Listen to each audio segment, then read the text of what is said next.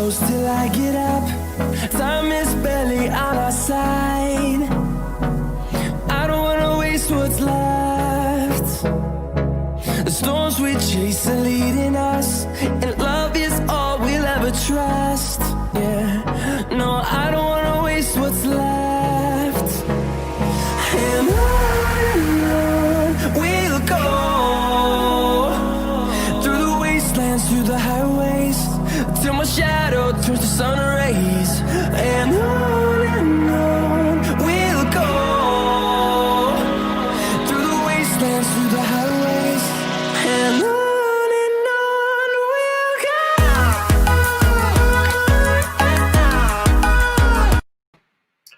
Good evening, everyone, and welcome to Sign of the Times. I'm David E. Alston, and thank you for joining us tonight for another, what I believe is going to be a power-packed show tonight. We're in the home stretch, my friends. We only have a few days left until we have to rock the vote 2020. I want to thank you again for joining us, taking time out of your busy schedule. Those that are watching from coast to coast, everywhere from North Carolina to Ohio, California, Florida, and beyond. We just thank you for taking time out of your busy schedule tonight and watching with us as we're going to hit the topics that are relevant and pertinent to what we're dealing with here in 2020. My friends, before we go forward with the vote, I want to remind you to continue to be safe. Wear your mask.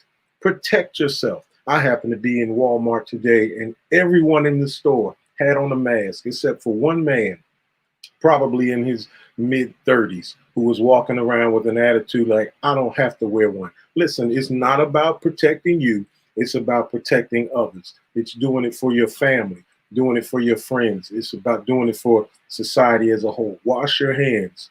Wear your protective gear. Do what you need to do. Stay safe. Stay safe, because we need you during times like this. Those that are watching on Facebook Live, thank you for joining us tonight. Those that are watching on Sign of the Times page, thank you for watching us. And those that are watching on our YouTube channel, thank you for watching tonight. Those that are watching on Periscope, Twitter, we're being watched all over, and we're going to hit the topics and the subjects that are relevant for you. I want to challenge you tonight before we go forward. I want to challenge you to write your comments and questions in the comment section so that we can try to pop them up on the screen and discuss them. I don't know about you, but I've seen enough ads. I've gotten enough text messages. Every time I look, someone is texting me and I have to reply, stop. I'm getting all kind of phone calls from candidates. We're in the home stretch. There's some things we need to talk about, and we're going to do that tonight. I want to welcome my guests tonight. We have a couple guests tonight that are going to be with us. Tonight, as always, we have our co-host, Minister Kim Richardson, is with us tonight, as well as my friend and my brother. I want to bring him on and introduce him. He is the current city councilman in the big city of Henderson, North Carolina. He rocked the vote and won their last election that he was in. He and I have a history together because we both cut our teeth in the Henderson political realm together years ago as we sat on the Vance County, North Carolina, the Henderson Vance County, North Carolina Human Relations Commission. And we experienced some challenges, and we got to see some things firsthand. So I want to welcome Councilman Jason Spriggs with us tonight. Thank you for joining us tonight, my friend. Good. It's good to see all of y'all tonight. God bless all y'all I'm looking at. All right, well, let's get going. Again, I want to say to the viewers tonight, post your comments and questions for us tonight, and let's talk about where we are. Listen, we're in a time, lady and gentlemen, that we're in this we're in this, as I mentioned earlier, we're in the home stretch, and we're getting all kind of things, people telling us that we have to vote. People telling us, you got to vote, get out the vote. You got to get out the vote. The backdrop that we had up as the show started was actually a comment by John Lewis that said, get in trouble, get in some good trouble. You got to get in good trouble. So there are people that are telling us to vote, that's good trouble. There are also people that are telling us, there are plenty of pastors out there. There are pastors that are telling people that we shouldn't vote, that God told them to tell us not to vote. there are people in society that are saying not to vote. I'll start with you, Congressman. Congressman, all right, we'll go there sooner or later. Councilman Spriggs, why is it important for us to vote in this 2020 election, coming from someone like you that's already in office? You're not running, so you would think that if you're already in, you're not really concerned about it. Yeah, Bishop, although it's not an election year for me, it's always a concern because it's always sad to see a small part of the population who is registered to vote not voting.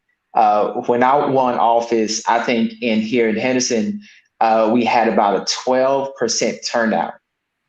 So although I was happy I won, that's an embarrassing number. But it goes to show you how a lot of people feel about voting. They can kind of take it or leave it. But hopefully this year they're really seeing that you can't leave it. You have to take it to the polls because, you know, regardless of what anybody is saying or doing, your votes do count. Mm-hmm.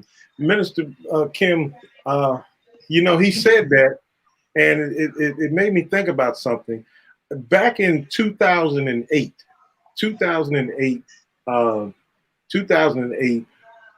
we turned out in massive numbers. I mean, people were coming from everywhere to vote in 2008. They did not go to vote in 2008 because they were concerned about health care. A lot of people didn't turn out to vote because they were concerned about whether or not we would have a Supreme Court justice place that could overturn Roe v. Wade. People didn't turn out to vote in 2008 because they were concerned about child care, and they were concerned about the immigration issues. The issues really wasn't the reason why in 2008, so many people turned out, in my opinion, is because they saw an opportunity they said, you know what, we can get one of us in. Absolutely. Now, and let me finish that question. If you agree with that, if you agree that a lot of people turned out because they said we can get one of us in, the numbers in 2020 could be just as massive, not because of immigration, not because of Roe v. Wade, not because of health care, not because of Social Security. The numbers could be so high in 2020 because people are saying we got to get him out. Yeah, that's what we're looking at. And I think people are very tired of the status quo. And I think a lot of the voters are looking at the voter apathy that occurred in 2016, because no one really felt like anyone who had as many morality issues would actually make it into the highest office of the land. And we found out that our voter apathy actually was a vote for a nightmare, and we simply cannot allow that to happen this year. We're seeing, according to the numbers, that people are turning out in records for this early voting. There's been attempts to intimidate the voters, to let us know that, that you might actually experience some danger on election day. But I don't think that's making the people afraid. I'm thinking that people are said, bring it on, we're going to vote this year. And I'm hearing a lot of people of the older generation, because what we did was 3 voter registration events. And like you said, we're getting the calls every day. But I'm hearing a lot of the older voters said, oh no, this year I am going to vote in person. So once again, maybe that same pride or that same civic responsibility feeling is actually rising up in people. And this year they said, I was robbed in 2016, but I won't be robbed this time. Mr. Spriggs, I have a viewer that's watching tonight. He just posted a comment that I'm listening. His name is Tracy Green, and he's out in Oakland, California. A high school friend of mine. He's an old high school friend. Well, we're the same age, so I won't go there. But there you go. maybe I want to deal with this for a moment because I went through it, and I'm not sure whether Tracy has gone through it or is about to go through it. And I know you may have gone through it, or you will. That prideful moment when you take your children to vote for the first time. I know I went through it. It was the most proud, and I didn't want to sit with my daughter and tell her, vote for that one, vote. But I was standing there, so you go in there, and you go behind that curtain, and you do your thing, and it really made me feel proud. And I'm not sure whether Tracy's gone through that out in California, having children, and you've got children. How did, as a parent, what lesson? Talk to us about. You feel me? Yeah, I feel you. I've gone through that twice. I've got a 25-year-old and right now a 19-year-old. And it's funny because I was emotional and I think they were more excited. But, I'm sitting there with them or, near them before they go in to vote and just really just having a moment. Because I think when we look at our children and they vote, they're the voting age, we're thinking about the people who came before us and all of the stuff they went through, not just for us to vote, but for these younger people to vote. And we understand how powerful their vote is, even if they don't, fully understand it yet. And that's okay because they're younger, but it's such a powerful thing. So it's an unforgettable moment. It's like when they graduate from high school or college. It's probably just as emotional, definitely from my perspective. Right. Talk to us about, right now, we mentioned this, that in a few weeks on November 3rd, the voting has already started. People are already voting. We know that this is a presidential election. As a city councilman, someone that has worked, like I mentioned earlier, we worked in politics on a lower level, and you were elected to this wonderful office. How important is it? Let's talk, guys, about the importance of the local election. Bishop, Minister Kim, it's, I will have to say, I personally believe it is just as important, if not as sometimes more important than voting at the federal level. And the reason I say that is because at the local level, leaders are deciding what affects us in our homes directly. Is your water bill going to go up? That's, the city or the county leaders. Are your taxes going to go up? That's the city or the county leaders. Are your kids going to go back to school or are they going to stay home? That's a local board of education or school board. So there are things locally that affect us on a daily basis that the president, whoever that may be, he or she cannot help us with directly. So it's just as important. But of course, you don't see a lot of spending at the local level from different ads and things like that. So you don't see a lot of people engaged. And I think that's the disconnect.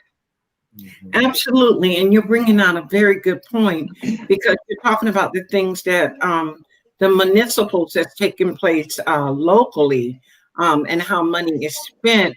But there's also going to be a couple of bond items that's on the ballot this year. And I want to go back just for a moment to that year 2008 when Obama was elected into office. I remember we stood up in the middle of the bed at night and rejoiced. We felt like when that gentleman, the whole world rejoiced. My daughter was out there freezing on the Capitol Peninsula out there, and the pride that we felt in that moment was awesome. But what's going on in 2020? We're at a pivotal year. Okay, there's things that's happening nationally. There's things that's happening locally. There's things that's happening. It's statewide. Guys, this isn't one to sleep out. Just sit out. It's with things that we're being affected economically. But our civil rights are also up this year. That our civil rights are actually being challenged this year. In North Carolina, they went about voter suppression by instituting the ID, and knowing that there's some people of color or other ethnic groups that may or may not have that ID. There's things that's happening in the courts to protect the voters. But all of these things, as we have said earlier in some of our previous shows, we got to pay attention to these judges. They're the ones that institute the law. Yes, we have to pay attention to our attorney generals. They're the ones that have to like, for example, in the Breonna Taylor case. Oh yeah, we might as well get into that can of worms early tonight if we're gonna get into something. In that Breonna Taylor case, yeah, there was a ruling, but the attorney general didn't even bring up the charges that all of the protesters are upset about. They came off with some off to the side ruling and didn't even actually press charges to the people who murdered the young lady. So essentially, once again, people got away with murder. You better pay attention to what's going on. And there's one more thing I have to tell you as a history teacher, okay? When you go to the polls this time, take time to do your homework before you go. Don't go in there and slick one, okay, I'm going to vote all my party. I'm voting all Republican, or I'm voting all Democrat. Take time to research who you're voting this time. Mm-hmm. Take time and know whether or not that candidate that you are casting your blood vote for, and that's the way I see it. It was a blood vote because people died so you can actually vote. Before you cast your blood vote, actually be informed by it. And for those of us who are God inspired, being God inspired this time, because we're talking about something that's going to last a long time. Yes, it is. All right, let's take a quick break, and we're going to come right back and jump right back into this. I'm Jessica Holmes, and I'm running for Labor Commissioner. I know you're tired of being sick and tired, but if we continue to elect the same people, we can continue to expect the same results. Believe in the power of your vote. There are people that are counting on the fact that you're not going to show up. But if we're going to change the face of government and elect the first woman of color to ever serve on the North Carolina Council of State, I need you to show up. Like I promise, I'll show up for you every day as your Labor Commissioner. All right, we want to thank Jessica Holmes is running, and she's soliciting your support during this election coming up. Listen, Minister Kim, you said something about voter suppression. It happens subtly with the absentee ballots. Now, there are a lot that are not being counted because people don't know that once you cast your vote and sign it and seal it, you also have to have a witness to sign it with their address on it. And people aren't doing that, and they're sending it in, and their votes are being rejected because there's no. So it's a lot of things. It's about education. It's about being educated. Mr. Spriggs, talk to us about what she just said. We go in and we vote. I'm sure all of us, and I'll be the first one. I'll just be transparent. I'll be the transparent one tonight because y'all not going to be going into the booth knowing who I wanted for president, knowing who I wanted for governor, knowing who I wanted for senator, knowing who I wanted for this office, but then seeing 2 or 3 names down here with Secretary of Agriculture, and I'm saying, I don't know either one of them. And I'm being transparent. Maybe someone watching can hit the like button if you've ever gone in the booth and you voted eeny, meeny, miny, mo. You know, you just don't know. Eeny, meeny, miny, you know, flipping the coin inside, you know, they're hearing you outside, ping, ping, ping, because you're flipping the coin. And it's possible to know your candidates, but it's not easy. You know, I got one good like up. Someone hit the like button. Maybe I'm not the only one that's done that. No, you're not. No. What do we do about it? Because we just don't. There's so many names on that ballot. We don't know who. And then what we do is we go through we just read a piece of paper that someone endorsed a candidate, and we trust them, and we don't know if we're really voting for ourselves. Yeah, you have to. I'm sorry. Go ahead, Minister. Go ahead. No. You are the guest tonight. I'm the co-host, so I'm going to be winding up talking anyway. But no, we're going to honor you tonight, sir. That's all right. I appreciate it. Listen, it's, when people go to look for a car, they do their research. They may even actually, take their mechanic or take it by their mechanic, and they want the details. They want to look on the inside of the hood. They want to look at the VIN number and do a search on the car's history. You want to know what kind of financing you get. You want to know what kind of deal you're getting. So you're serious about the purchase. So you want to know the details. And I'm serious about who I vote for. I know that at the end and beginning of the day, they are going to influence things that can make my life easy or make it harder. So I begin my research, pretty early. I have to be honest, though, guys. I'm a political, person. I'm 24/7 politics. It's what I'm all about. And the reason I'm that way is because, Bishop, in our city, there has been some changes that have not happened for many, many years. So I take it a very serious approach, because I know if I'm well informed, when I create policy or support something, it's going to be, life changing.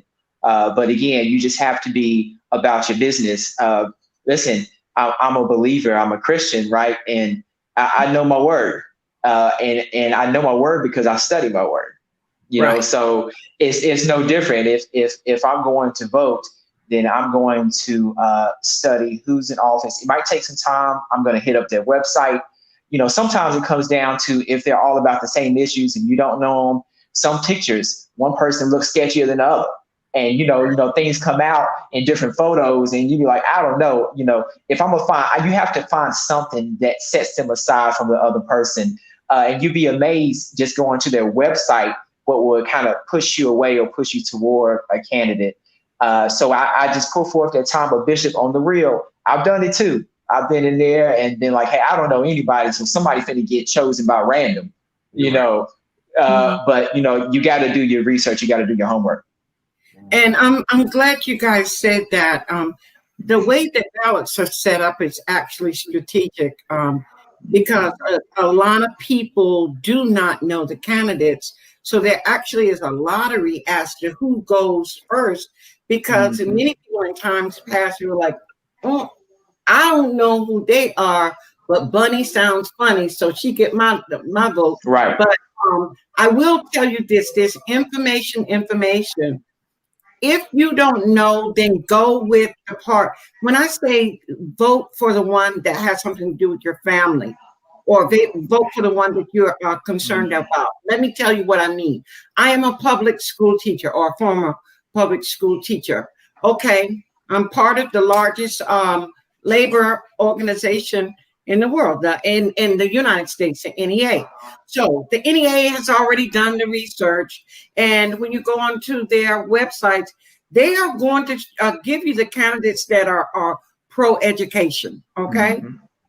For example, if you're an older person, AARP, go on their website, they're going to give you the candidates that's going to deal with senior services. If you are African-American family, and you're and not only African-American family, the Jewish families, everybody who has an interest group actually has a website that will go on, that will tell you, okay, who's pro environment, who's negative environment, so the information is out there. And I appreciate you, Mr. Spriggs, for saying the way you said, because you said, I'm studying to show myself approved. Okay, because if you're a history teacher like I am, and you go back and you look at the movies like Mississippi Burning, and actually read about Rosewood, and actually read about the tar and feathering and all of the things that happen, then you don't take this thing so very lightly, that someone actually, endured these horrible things. Look at even the congressman that just died, and the gentleman. What was it, Mr. Say Bishop? Who's that? The one that you had on John Lewis. John Lewis. Right. The fact that he had a concussion and a dent in his head from that march in Selma, but then it didn't make him go home. It just made him fight and fight and fight harder. And there's things that's being determined, that's being cast this year. It's not only a 2-year vote. Some of these things are 4-year votes. Some of that Supreme Court business that everybody's having a fit about, that's for the lifetime of that lady. I want to bring in another guest, Blakely Bates. Good evening, sir. Thank you for joining us tonight. I want to deal with this question that was posed by a viewer tonight. Not a question, it was actually a comment. And when I ran for office in, I don't remember when it was, 2016, Blakely was a campaign manager, and he said something to me that addresses this comment that Deborah Horton said. She said, some of these candidates only come out of the woodwork when it's time to vote. Who are you anyway? I've never seen you. They don't know you. And one of the things that Blakely mentioned to me when I started running, he said, listen, before you even think about running, you got to make yourself known to people. Right. And it's all about trust. It's all about trust. You vote for, I want someone to represent me that I trust, that has my best interest at heart, and not just getting elected so they can have a paycheck or a position or some prestige. Because, we love money and power. And that's what, you feel me. So, Mr. Blakely, talk to us about trust in politics going forward in the next couple of weeks. Well, let me just first say thank you again, always, for having me on, to all the panelists tonight, to my good friend, City Councilman, Councilman Jason Spriggs, who I always support, and to both the host and the co-host tonight. Thank you so much. If I can speak to that, particularly from trust, well, let's just first understand something. And I can speak from this from a rural community. Let's do that first and foremost.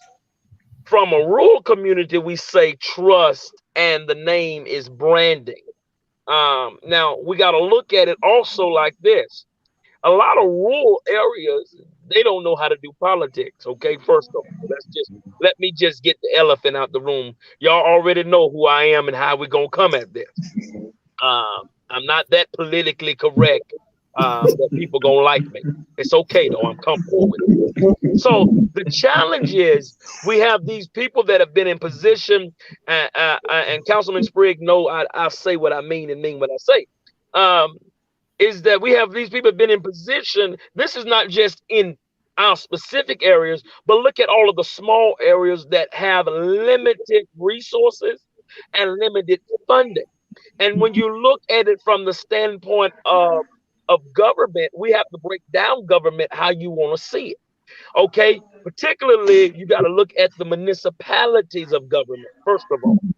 And when you look at municipalities of government, we have to understand most municipalities are charters that sit within the county in which it resides.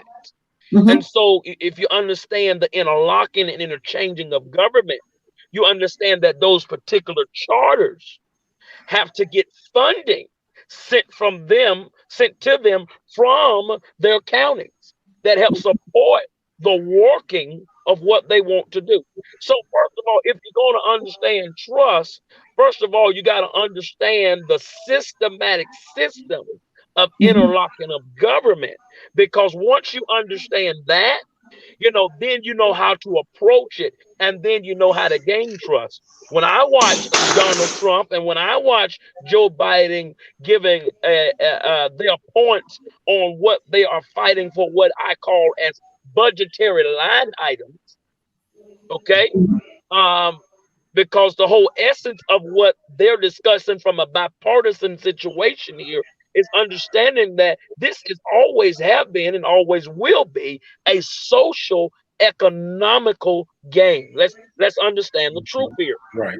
Because if you don't understand the social economics of politics, you'll get caught up in all of the rhetoric of politics. And that rhetoric of politics is fighting along the lines of, and I sound a little bit like what Jason probably would support tonight, a good little independent. But let me, I'm a Democrat, so let me explain this really, really clearly, is that if we understand the social economics, and if we get the social economics in place and then start where they're arguing or giving them petitioning their points of what we call budgetary line items, if people will understand that formality, the trust will be built off of not just the experience and the connection, but the trust in politics will be strictly given off of the results of the work that they have put in.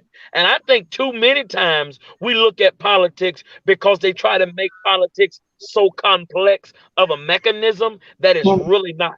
If you know how to run a business, you're a politician. You know why? Because you understand social economics. And when you understand the social economics of things, the argumentation of it become minuscule. If my language and my linguistics will understand the logistics of how things are transitioned through politics on the interlockings of not just the council and county commissioners, but understanding the committees, understanding the boards, and understanding those things are interworking and interchangeable into the political structure and political movement of how funding is done. So that's, I believe, how the trust can be attained. Start reading your budgetary. Start knowing what the budget is for the year.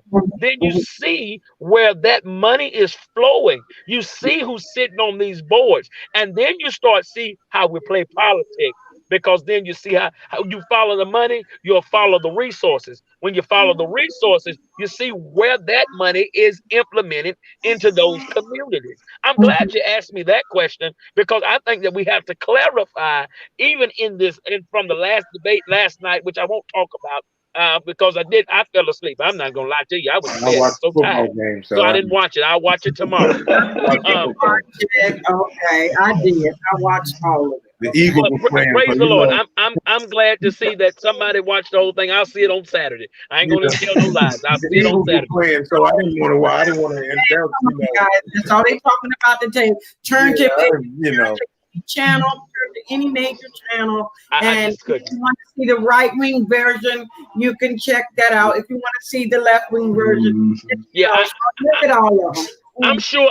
I mean, I saw some of the news today, but I just didn't see the debate. You'll always get the interpretations of those that want to be in journalism and public speaking of what their opinionated biases are. So I don't get caught up in the media and the hype of what we're pushing. Again, in order to speak from the way that I speak, in keeping with the point that you're given of understanding political trust and understanding politics, again, we have to understand first and foremost the interlockings and interchanging of government, which is really, really connected to social economics.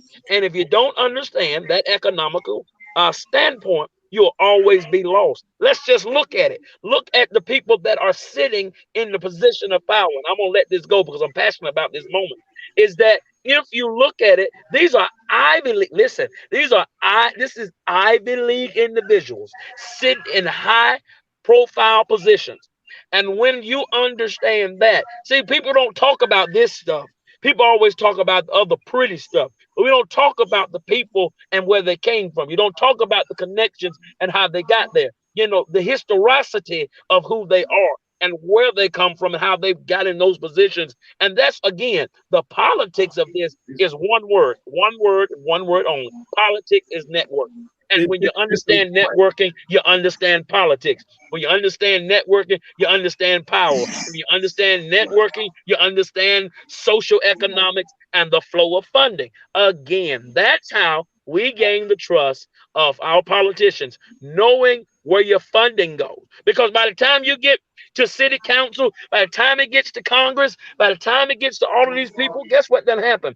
I'm going to tell you the truth about politics. They done picked up the phone. They done already voted. They already done said where the funding is going to go. They've already done this. I've been in politics for 5 years. I've seen it done. I've been a witness to it. I have seen it. It is the truth. You have to understand the interlocking of social economics. And if I'm wrong, I'm sure that Councilman Spriggs will correct me. But I've said nothing wrong. I've said nothing wrong. I just say what the city council, county commissioner people, they can't say all the time. But trust and believe, I say it.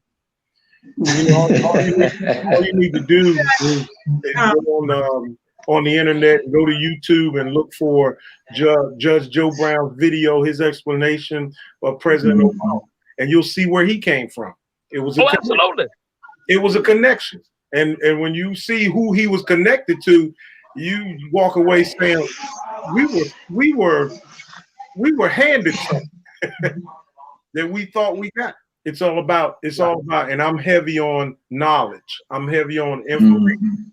I'm heavy. I asked a question yesterday on Facebook, a hypothetical question. I said, listen, I was called Uncle Tom. Is that good or bad? It hurt my feelings how many people said that was bad. That let me know. They don't know the definition of an Uncle Tom, so they can say that is bad. They got to read. And that's another problem. People don't read. That's our problem. We need to read. We need to read. We need to read. And if we read, we'll understand the hidden things that's going on in our country, in our own backyard. Now, my question is to you, Councilman Spriggs, Minister Kim, and Blakely. Listen, we're here. We're here in a couple of weeks, and right now our nation is divided. We have people that are on both sides of the fence, either side of the aisle, and there's nothing you can do to persuade them to come over. There's nothing you can do. You know, I'll give this illustration. I'm going to ask this question. I always ask the question and ask someone to explain it to me like I'm a 6-year-old. Well, I'm going to ask the question like I'm a 6-year-old. I didn't watch the debate last night because my team was playing. Now, when Philadelphia is playing against Dallas, who I don't like, if a player on Dallas does something wrong, he commits a crime, I'm going to cry out, listen, he needs to be suspended. He needs to be kicked off the league. He's no good. Let a player on Philadelphia do the same thing, and I'm going to say, y'all don't understand. He's okay. Give him another chance. I'm rooting for the team and not the individual. And I think that's what we do in politics with our party lines. We say we root for the party in spite of the individual and what they're doing. I'm going to stick with my team, with my party, and we're divided. My question is to you guys, and I want to pose it to the councilman, who's our guest, first, and then you guys can jump in. We're divided now. After November 3rd, guess what we're going to be? We're going to be divided again, because you're going to have half the people saying they cheated. He ain't my president. He ain't my governor. They cheated. What can we do with politics to reunite for us to live under this banner that we say we're United States? Well, it's funny. We have to have a different type of representation, and that's not necessarily an easy thing. Blakely mentioned this. I am an independent at the moment, and when I ran for office. Of course, you know who he always is. And I listen to Blakely. Blakely, like I always tell people, if you want to know how I got into office, you're looking at him. I mean, Blakely was a huge part of our campaign, and we didn't have a lot of people. So, I'm not here by accident. But to your question, Bishop, you have to have people who are willing to be. That's right. Yeah. Hold him to it. He gonna get me. Listen, we have to have people that are willing to lose in order to be a different type of individual. So, it's funny. We always talk about things that we do, especially politicians. We like to point to policy or jobs that we brought in. But on average, the things that we do, the average person, like Minister Kim, may not be able to just drive around and see what I've done, although I talk about it all day, because those are a typical politician type of behavior. This is the policy I've done or we've implemented, or this is the funding I've approved. But you drive around, you don't see any tangible result of that. We probably need to have more politicians and candidates who are really driven to turn policies into tangible things. My view is, if I can't show you physically what we've done, then I've done nothing.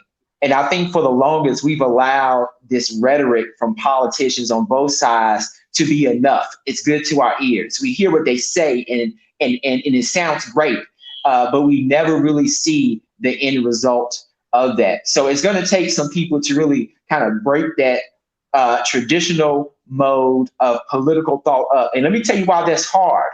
It's hard, Bishop, because when you get to the federal level as a congressman, you mentioned that earlier, I'm going to receive that word you gave. When you get to that level as a congresswoman or man, you are part of a well-oiled machine that has been around and shaped this country from the ground level. And it has a lot to do with the monetary things that come with it. For example, any individual, man or woman, who gets to DC at the federal level is making a base salary of $174,000 a year. So you're talking about individuals who were previously making $30,000 to $60,000. Now they're making $174,000. They get $3 to $5 million to staff the people around them, and also they are part of a system where they have to raise money in order to get certain committee positions. Mm-hmm. And now that individual who was at the ground level and who had a hard time paying their bills and who had a hard time with local issues that the average person deals with, they don't have those issues anymore. And they begin that rhetoric talk.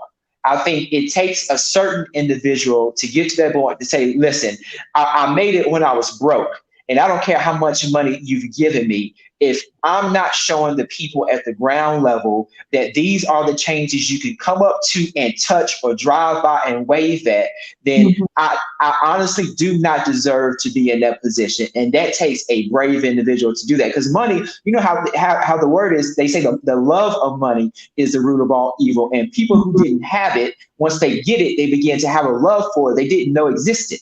And it changes that man or woman, and that's a dangerous thing. Wow.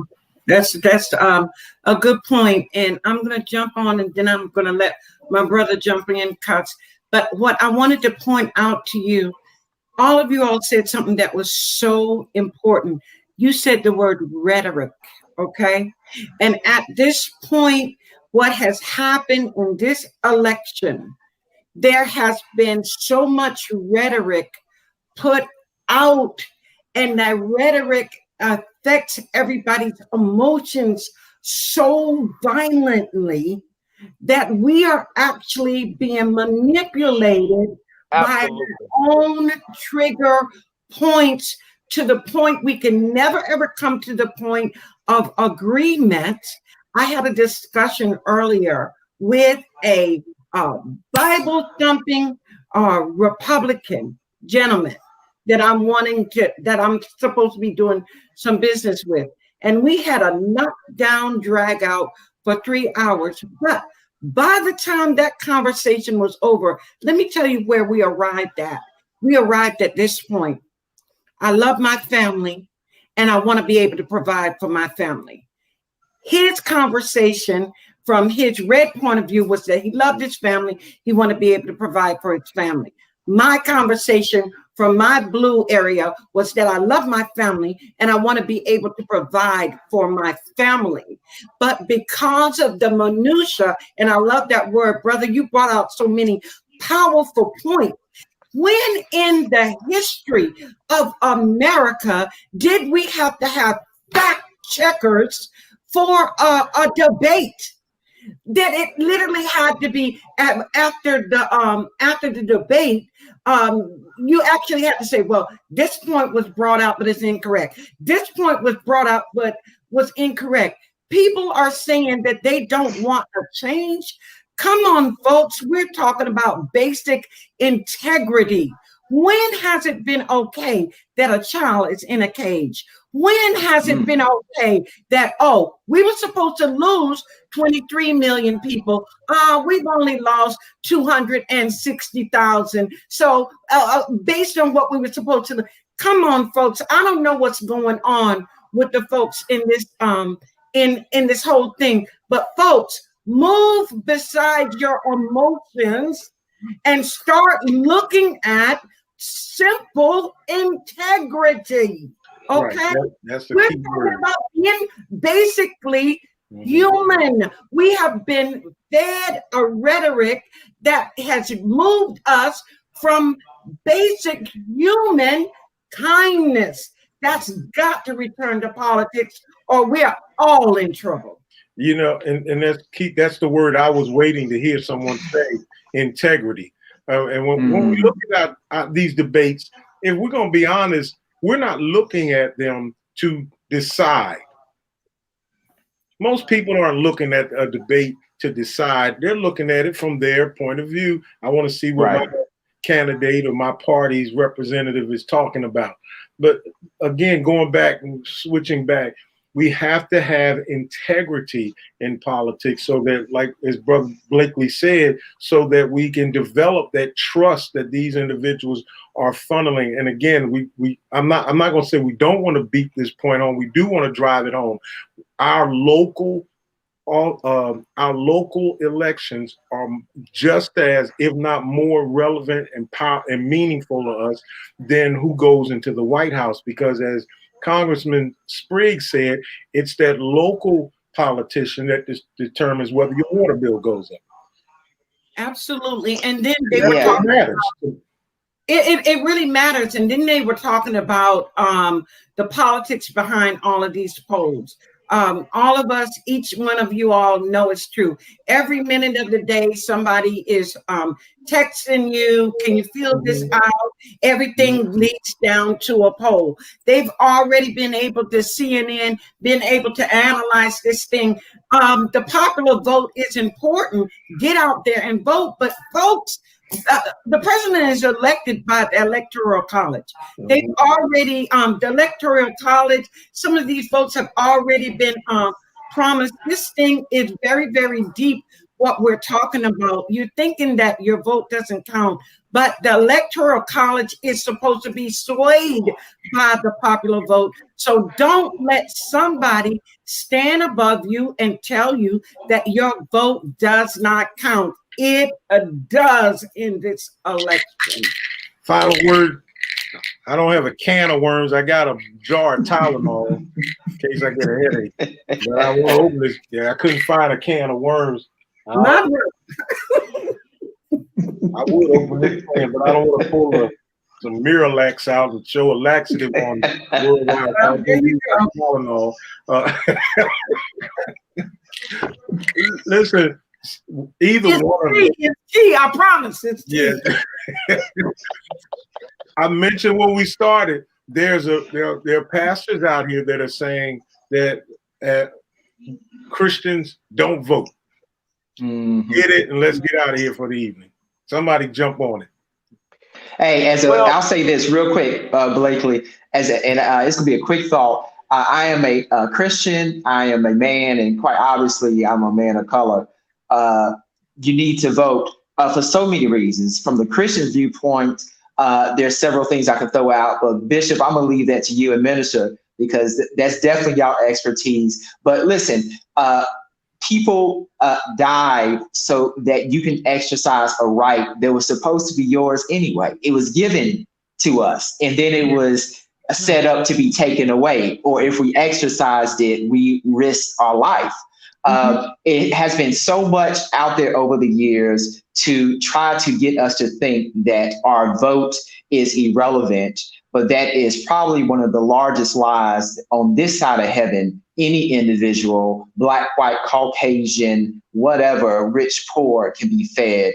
it's powerful. If it wasn't powerful, they would not be spending billions of dollars to get you to swing their way. So just think about it, even from a logical viewpoint. Nobody's spending that kind of money because it doesn't matter. If it didn't matter, they keep it in their pockets. Right, right. And my question, my statement is, faith without works is dead. Come on, folks. How are you going to be praying the next 4 years if you didn't even put any work into it? Now that's just bringing it from the holy book side of it.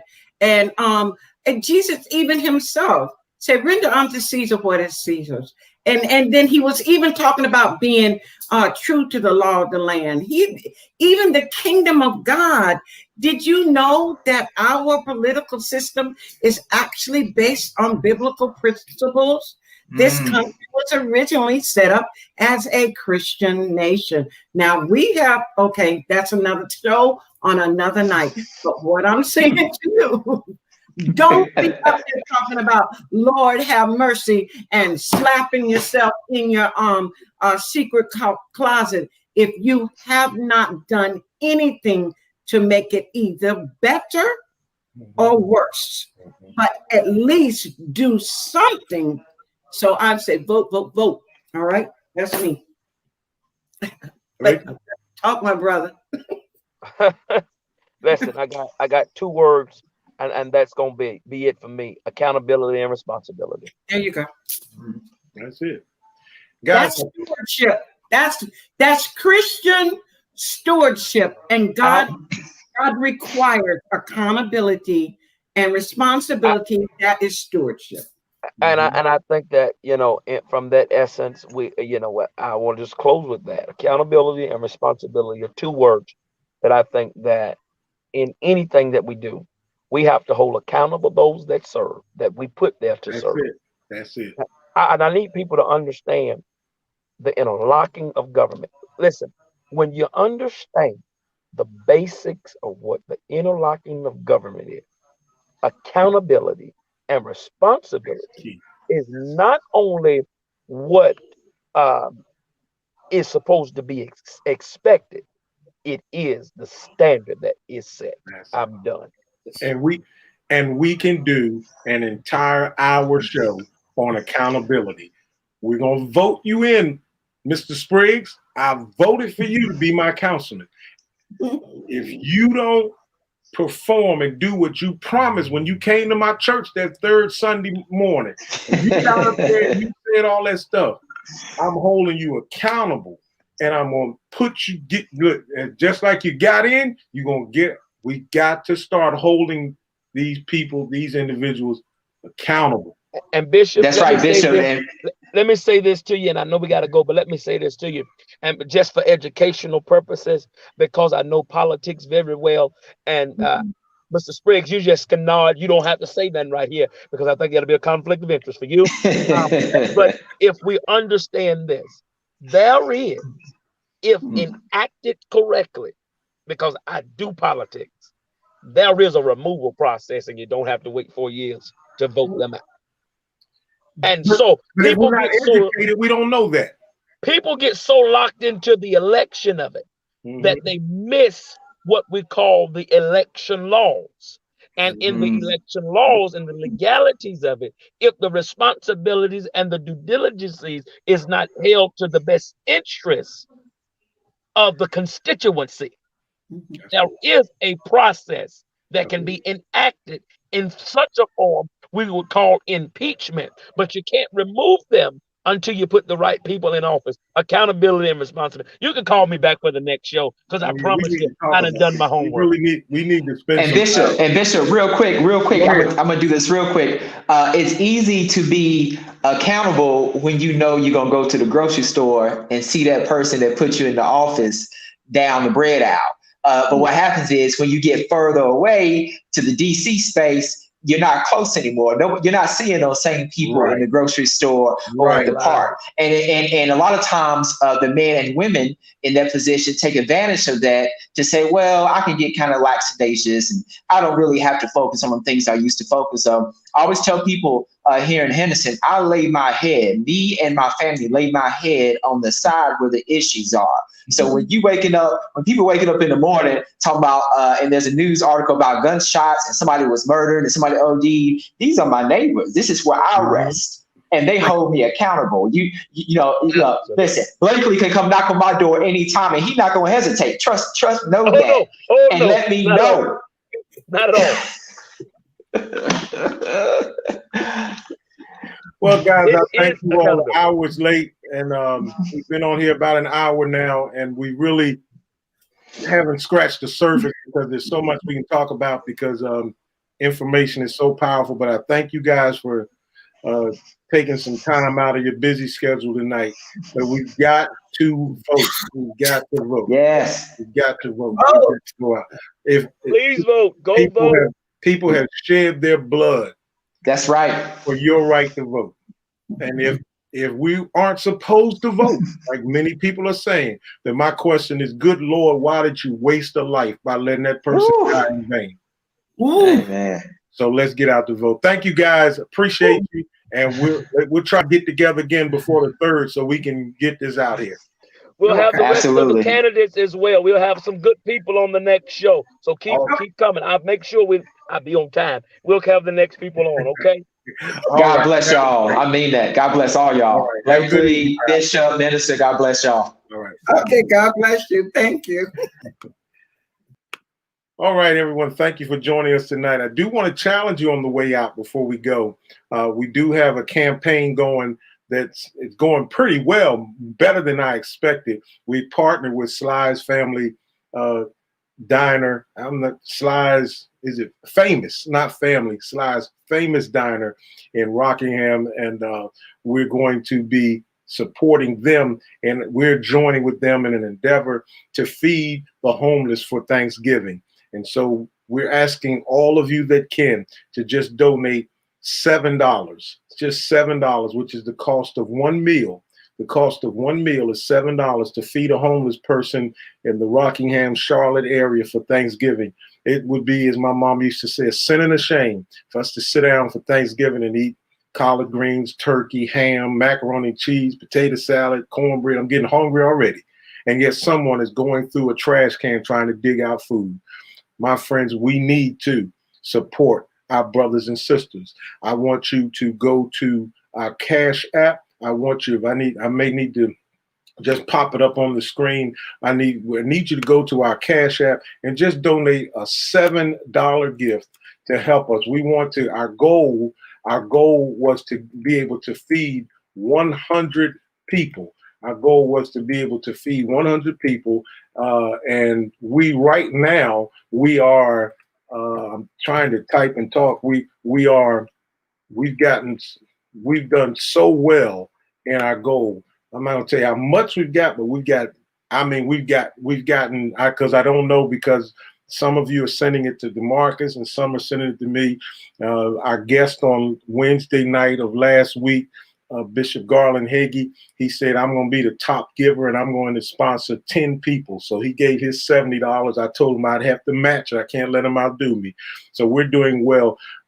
Get just $7 to help feed someone for Thanksgiving. I know from experience, it does the heart good.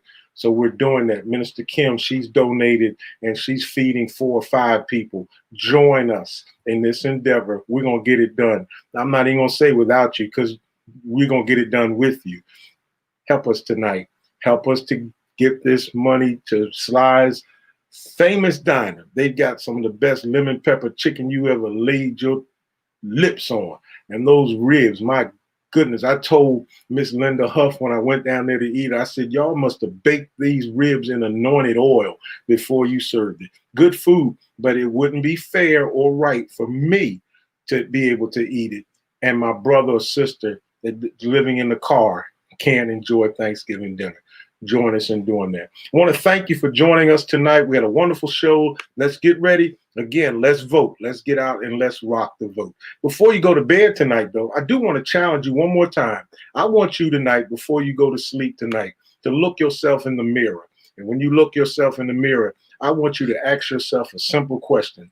Today, while I was getting around, today while I was doing what I do, today when I was at work, today while I was in the store, today when I did anything at home, did I work toward my destiny, or did I simply waste another day?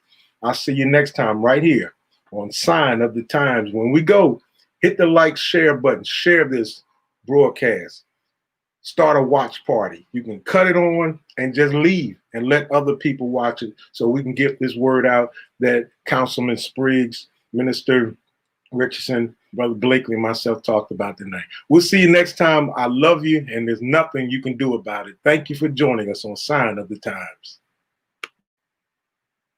Hold me close till I get up. Time is barely on our side.